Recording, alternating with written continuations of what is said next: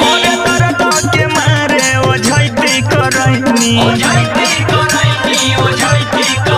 होरे दर्द के मारे ओझैती करैनी ओझा जी से न